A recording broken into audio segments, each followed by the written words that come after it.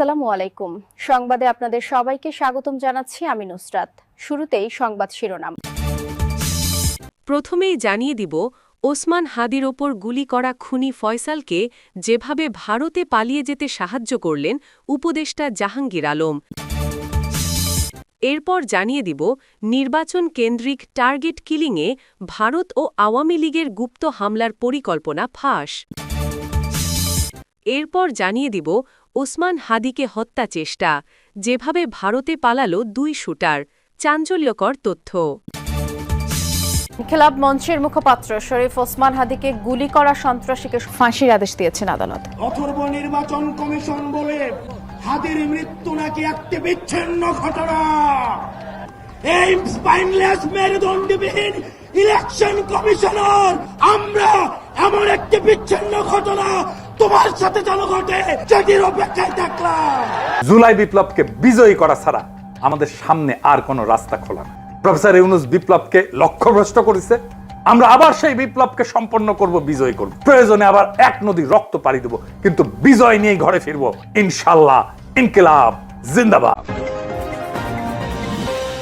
এবং সর্বশেষ জানাবো, হাদি ইস্যুতে স্বরাষ্ট্র উপদেষ্টার পাশে দাঁড়িয়ে তার পদত্যাগ চাইলেন ডাকসুর ভিপি সাদিক কায়েম। আইন শৃঙ্খলা পরিস্থিতি দৃশ্যমান পরিবর্তন না দেখাতে পারলে স্বরাষ্ট্র উপদেষ্টা, আইন উপদেষ্টা এবং পররাষ্ট্র উপদেষ্টাকে পদত্যাগ করতে হবে। এতক্ষণ শুনছিলেন সংবাদ শিরোনাম, এখন বিস্তারিত।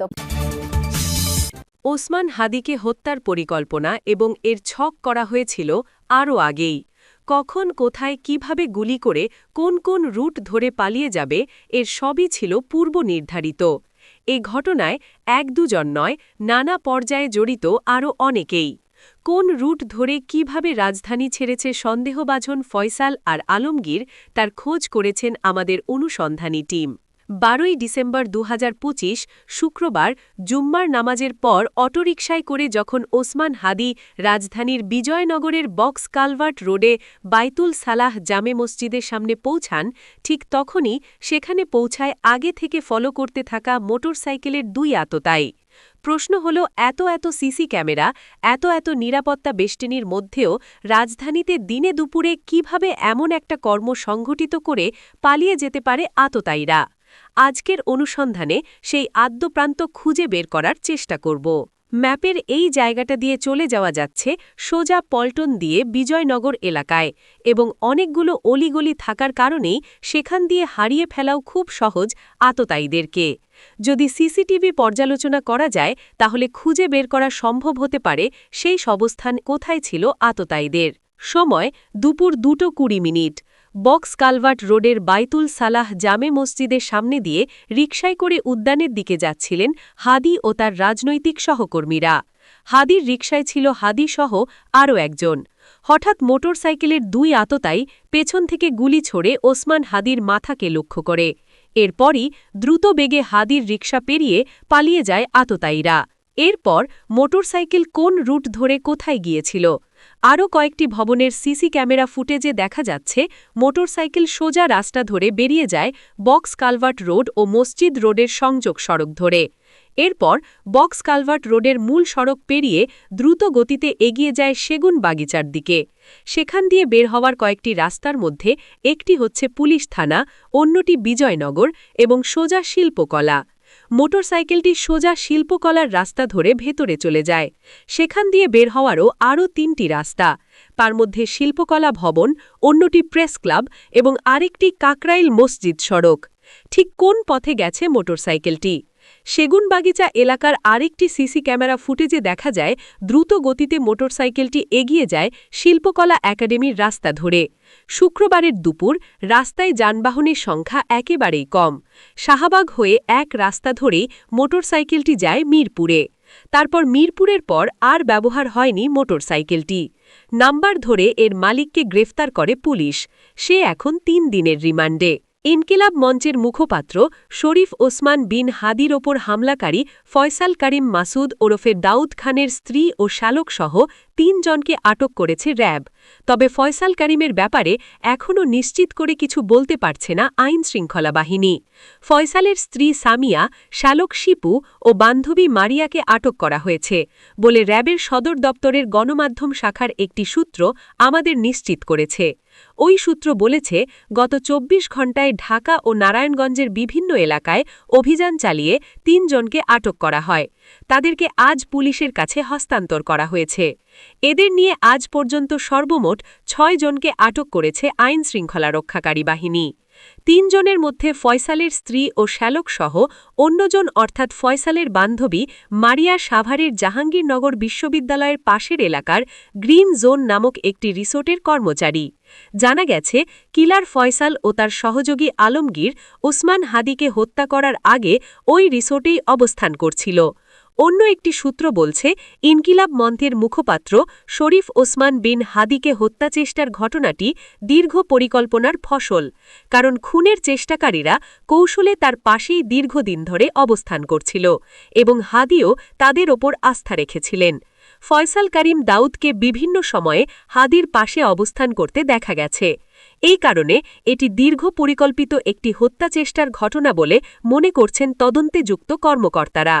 ধারণা করা হচ্ছে, হাদিকে হত্যাচেষ্টার পরিকল্পনা দেশের বাইরে বসে করা হয়েছে। মূল টার্গেট ছিল খুন করা। পরিকল্পনা বাস্তবায়নের দায়িত্ব দেওয়া হয় দেশে অবস্থান করা প্রশিক্ষিত কিলারদের। এদের গ্রেফতার করা সম্ভব হলে মূল রহস্য ভেদ করা যাবে। তবে পুলিশের দায়িত্বশীল একটি সূত্র জানাচ্ছে, সন্দেহভাজনরা এর মধ্যে গোয়েন্দা জালে উঠে এসেছে।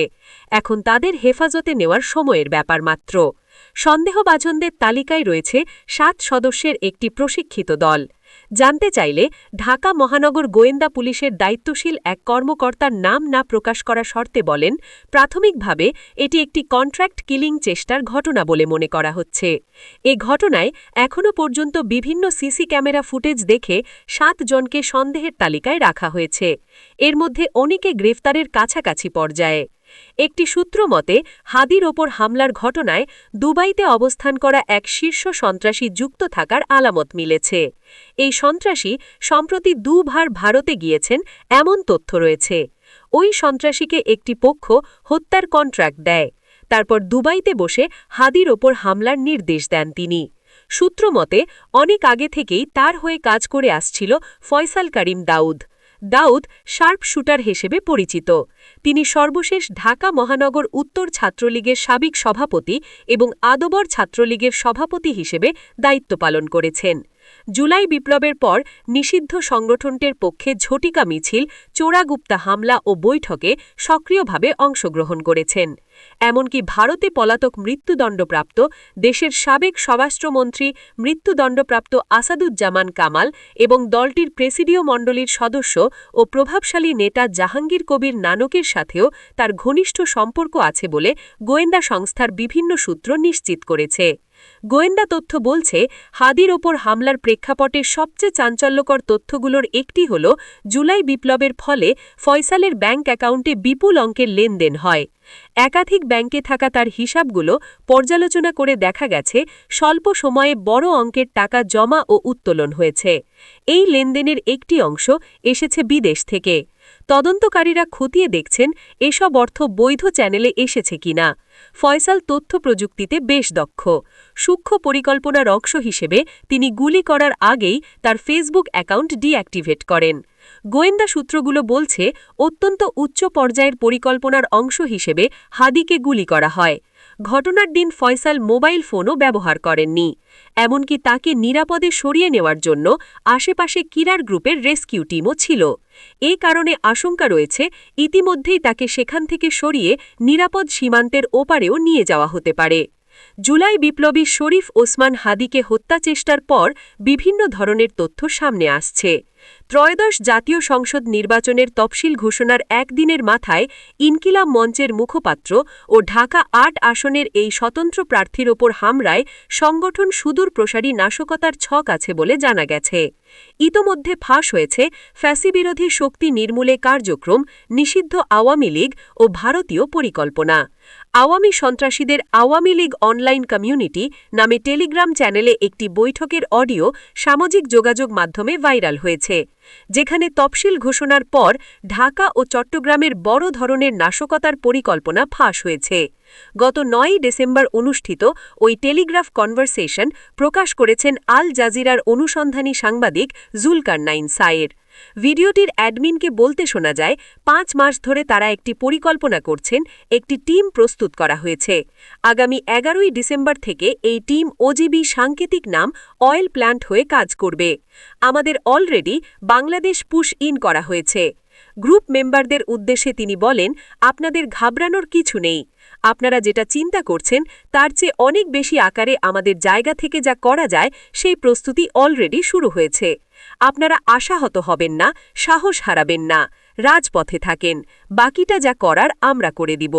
একটি টিম, যে টিমটি সবসময় কাজ করার কথা, আপনাদের সুবিধার্থে আমি ওই ইনফরমেশনটা দিচ্ছি। আগামী ১১ তারিখ থেকে আমাদের যে টিম, যে কি বলবো, ওয়েল ট্রেন যে টিম আমাদের কেজিবি, আমি নাম সহ বলে দিয়েছি, সেটি অ্যাক্টিভ হবে আগামী ১১ তারিখ থেকে।